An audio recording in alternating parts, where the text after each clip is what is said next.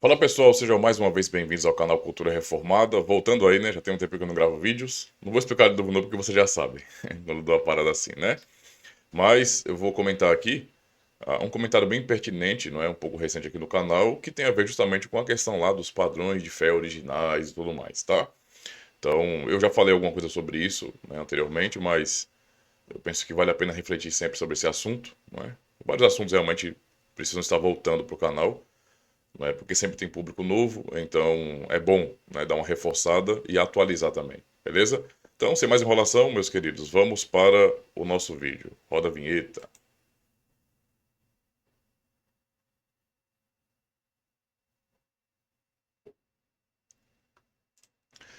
Bem, claro, quem chegou agora, tá? Caiu de paraquedas aqui no canal, aproveite e se inscreve, marca o sininho das notificações também. Aproveite porque tem muito material bom aqui para vocês, tá bom? Sem contar nossas playlists de cursos nas confissões reformadas, certo? Que vão continuar. Né? Então, nós teremos muitas e muitas playlists de aulas das confissões, né? Talvez esse ano ainda eu comece justamente a... Não, eu vou começar esse ano, se Deus quiser, a aula na Confissão de Fé de Westminster, tá certo? Então, eu estou verificando se na confissão de fé ou então nos catecismos, mas muito provavelmente nas confissões, na confissão. Viu? Então vamos aí ao assunto. Quem comentou foi o João Paulo Castro. Muito obrigado por seu comentário, tá? Ele falou bem assim: Olá, por favor, qual o nome da imagem nesse quadro na parede? Ah, sim, é só você pesquisar, né? Sínodo de Dort e você vai encontrar essa imagem aí. Inclusive de outros artistas da época, né? Então tem quadros um pouco diferentes, mas basicamente é esse, tá? Ele fala bem assim: o que você acha dos padrões originais de Westminster? Não deveriam ser seguidos pela Igreja Reformada todos os documentos originais? Então, vamos lá, meu irmão. Em primeiro lugar, só para poder entender isso bem, certo? O seu irmão está pensando em presbiterianismo, né? Então, talvez poderia ser visto dessa forma: os presbiterianos, que são herdeiros, não é? Dos presbiterianos lá, escoceses, ingleses, etc., deveriam seguir, então, manter, né, os padrões originais, sem as revisões, né, que muitos chamam de adulterações, né, mas eu entendo, né, que as pessoas queiram manter fidelidade, mas eu não posso chamar de adulteração pessoalmente, porque se é uma coisa conciliar, né, até mesmo pensando em quando os documentos foram feitos, foram elaborados, né, foi de forma conciliar, né? Então, pensando nisso, também de forma conciliar, eles podem ser mudados, né? Podem ser revisados e até atualizados, não é, de alguma forma. Se é conciliar. O que não pode acontecer é eu pessoalmente mudar alguma coisa nos documentos, tá? Então tem que entender isso aí também, né? Os nossos padrões de fé não são infalíveis, eles não são a palavra de Deus, tá?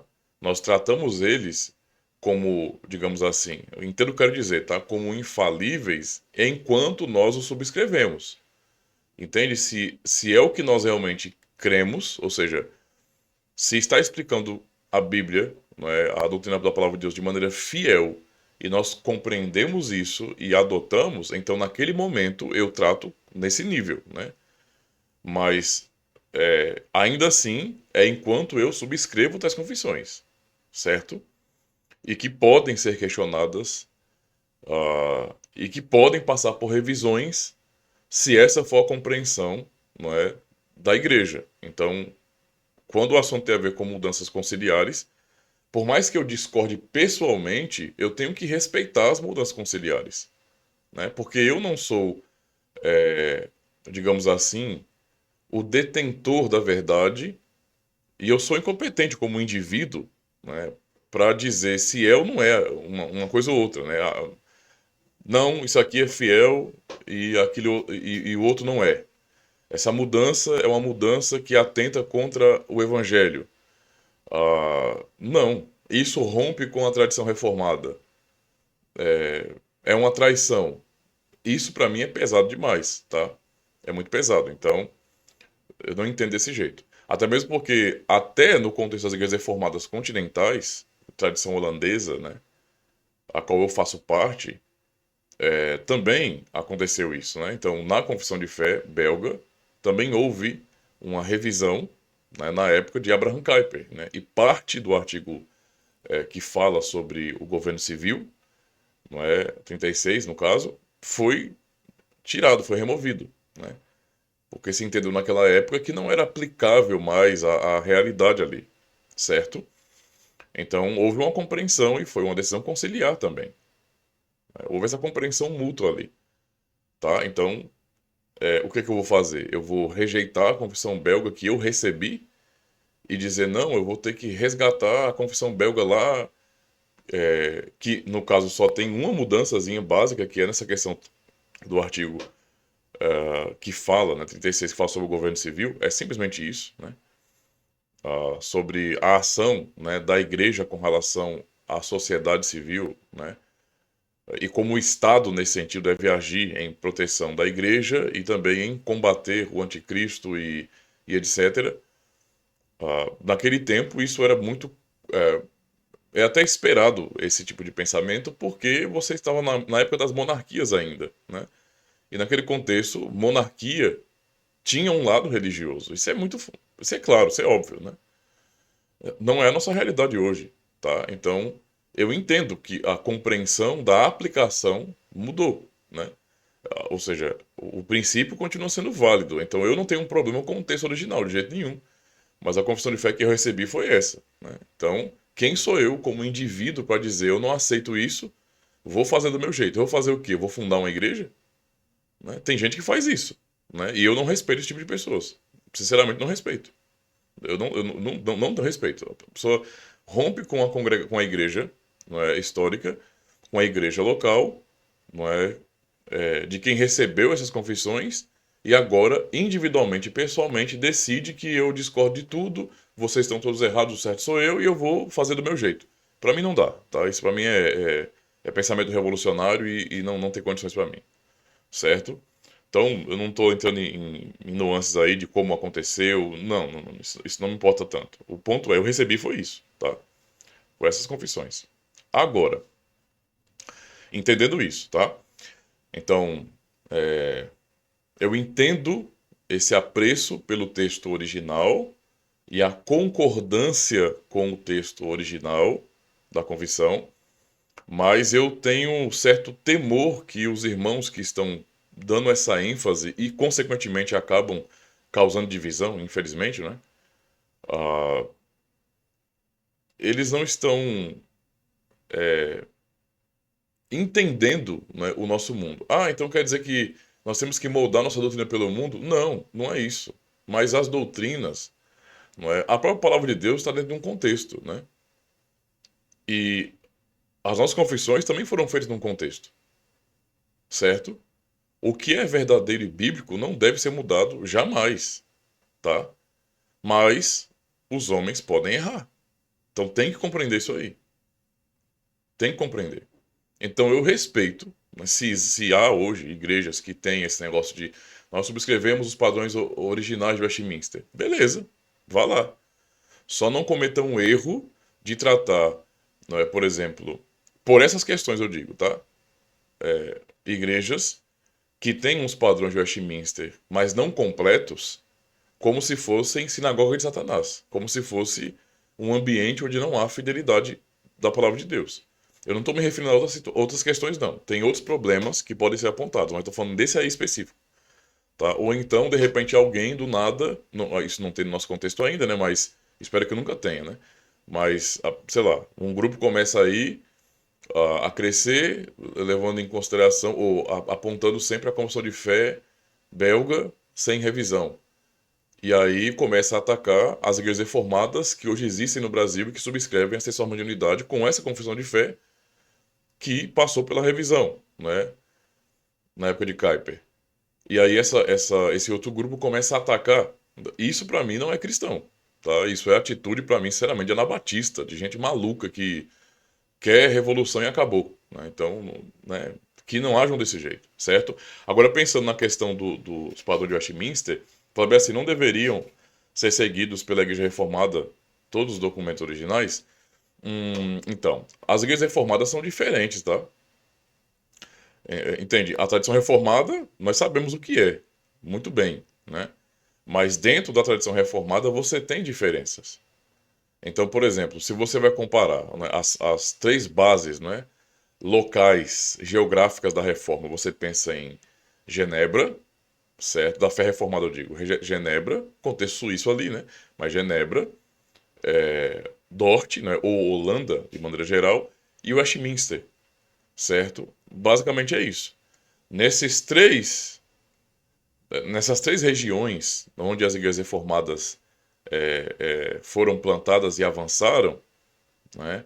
Você tem distinções, tá? Você tem mudanças, você tem diferenças, certo? Por exemplo, se você vai fazer uma comparação, até pensando em nível de rigor, tá? De Genebra, na época de Calvino, né? Até Beza, mais ou menos, você olha para Genebra naquele contexto, você vai entender que eles tinham um certo rigor, tá? E que as igrejas reformadas nos demais países, né? Fruto de trabalhos missionários, de pastores que foram formados por Calvino também, como no contexto da própria Holanda, muitos pastores foram formados em Genebra, tanto com Calvino como com Beza depois. Então, muito do que Genebra propôs ou como se organizou foi para a Holanda também, mas não de maneira completa, né? Então, você tem a fé reformada, né? Reformada mesmo, lá na Holanda, em outros países ali, mas especialmente na Holanda, nos Países Baixos, para ficar um pouco mais claro, e você tem aplicações um pouco diferentes. Então, por exemplo, não havia tanto rigor com relação a algumas coisas que havia em Genebra, né? Ah, Aí quando você avança para Westminster, você já tem um pequeno distanciamento, porque você tem uma mudança que é considerável, né? Ao ponto de, não só por conta da questão geográfica, mas você percebe que há diferença entre a tradição reformada insular, não é, e a tradição mais antiga continental, né?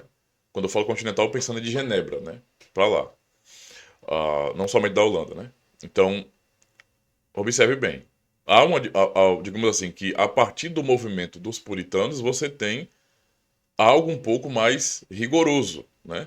Eu entendo, por exemplo, a ênfase na glória de Deus, não é? E etc. Nós entendemos isso aí perfeitamente. Mas o fato é que o que foi produzido ali, como eles se organizaram e até as suas confissões de fé foram mais rigorosas. Não é? Isso tem a ver com o contexto? Tem a ver com o contexto. Né? Tem a ver com o contexto. Lá você tinha, basicamente, uma luta, não é, desses que eram membros da igreja anglicana, por exemplo, promovendo, né, esse tipo de reforma puritana, basicamente, para que a reforma fosse aplicada de maneira completa ali, porque eles viam resquícios claros do catolicismo romano ali. Então, basicamente, você tinha uma mudança teológica na igreja anglicana, mas você tinha muito catolicismo presente. Não é? Mesmo assim, era uma igreja protestante. Então, você tem debates mais acirrados dentro do próprio protestantismo ali. E é por isso que também dali você tem tantas divisões, né? Você tem, por exemplo, surgindo no meio dos puritanos, a maioria dos presbiterianos, né?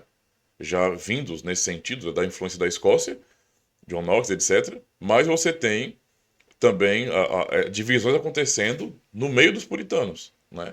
Como os separatistas, por exemplo, que romperam com a tradição reformada, não é? E foram os batistas daquele período, né?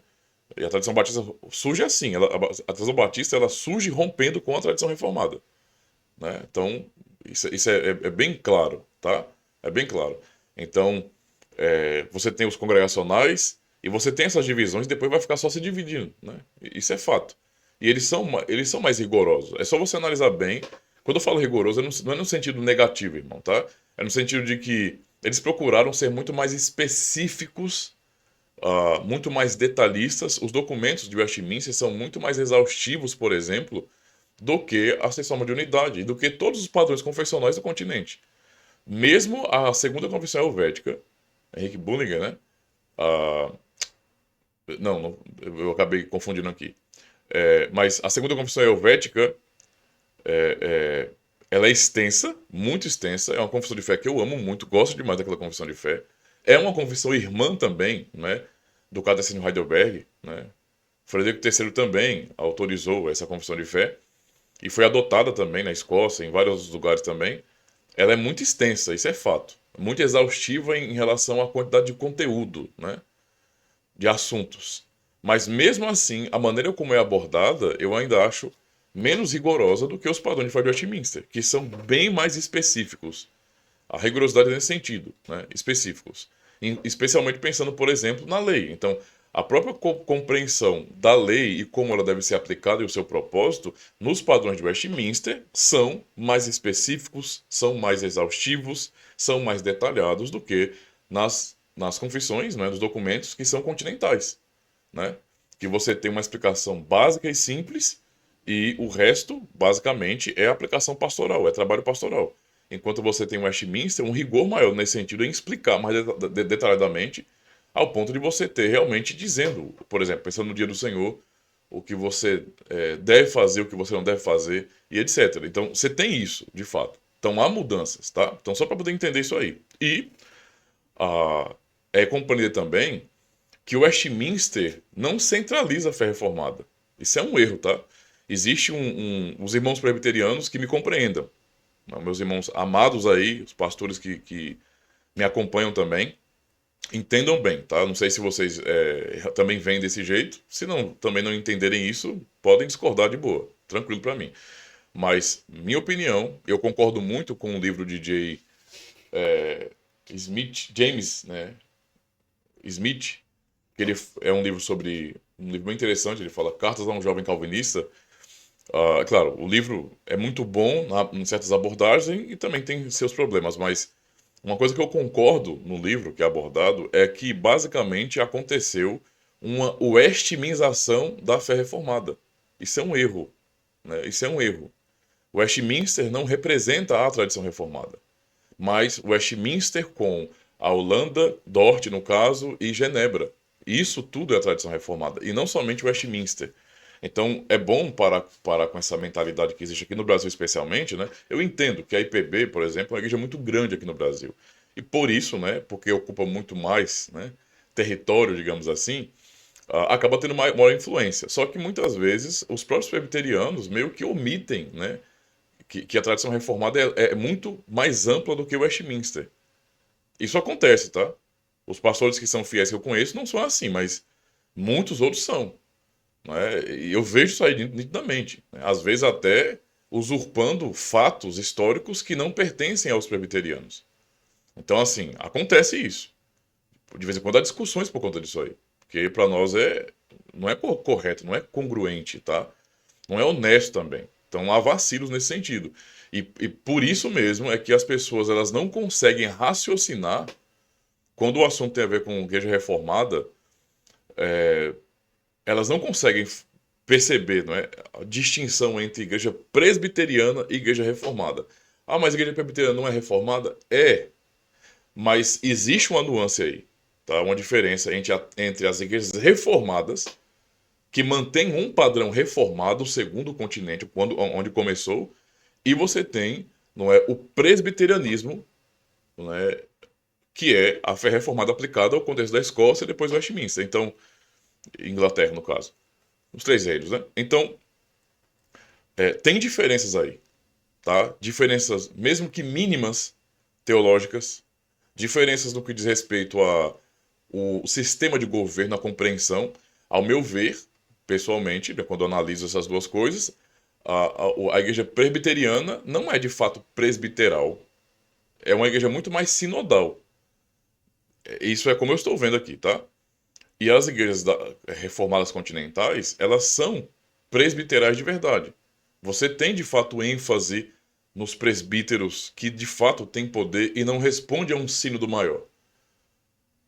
Tanto é que as igrejas reformadas não são uma denominação. Não existe, por exemplo, a IPB é uma denominação e a IRB é outra denominação. Não, a IPB é uma denominação, mas a IRB não é uma denominação. É uma confederação de igrejas autônomas, mas que não são independentes porque escolhem, não é, viver em confederação, em aliança. É basicamente isso, tá? Então não existe, por conta disso, um Supremo Concílio, por exemplo. Então tem essas nuances, né? Há discussões de ambos os lados, né? Tem presbiteriano que vai dizer que não, nós somos presbiteriais e vocês são muito mais congregacionais. E nós entendemos que é o contrário, que nós somos presbiteriais e os presbiterianos, na verdade, são mais sinodais, né? Então, tem essas nuances. Então nós temos distinções. Logo, o que tem a ver com Westminster diz respeito aos presbiterianos. Entendeu? Então, as igrejas reformadas não têm que adotar os padrões de Westminster. Nós entendemos, nós temos as nossas próprias confissões. E nós reconhecemos e recebemos os padrões de Westminster como confissões irmãs. Irmãs. Não é? Então, todo pastor reformado que subscreve essa forma de unidade, é claro que também estuda os padrões de Westminster, porque são confissões irmãs. Entendeu? Então, tem que entender essas distinções também. Certo? Talvez um dia eu faça uma live com um pastor que já é um amigo, né? Embora eu só conheça ele aqui pela internet, né? Mantemos contato pelo WhatsApp, mas eu considero como um irmão fiel, um amigo que apoia com certeza o meu trabalho aqui, que é o pastor Alex Castro, né? Que já fez algumas lives comigo aqui. Lives muito, muito boas mesmo. E vamos manter esse ritmo, tá? De lives aí. Quem sabe esse não é um assunto que poderíamos abordar numa live, né? Temos muitos assuntos para abordar, tá? Porque não falta assunto. Né? Mas também tem que pensar no tempo, na agenda. Nós somos pastores, então tem correria. Mas é um assunto, eu acho que é pertinente, dá pra gente conversar. De repente consigo mais pastores. Mais um pastor presbiteriano que eu conheço e mais um pastor reformado, né? Ou pelo menos mais 2 pastores da Confederação das Igrejas Reformadas, pra gente fazer um bate-papo, um podcast sobre isso, sobre as distinções das tradições. E eu ficar como moderador, por exemplo, né? Jogando lenha na fogueira. Quem sabe, né? Então acho que é uma boa ideia, tá? Então eu agradeço, meu irmão, pelo comentário, tá? Muito pertinente. Espero ter esclarecido algumas coisas, né? Um comentário curto para um vídeo tão longo de 20 minutos, mas espero que tenha sido útil, tá bom? Qualquer coisa, é só perguntar mais aí, quando tiver tempinho eu respondo. Certo? Deus abençoe e até o próximo vídeo.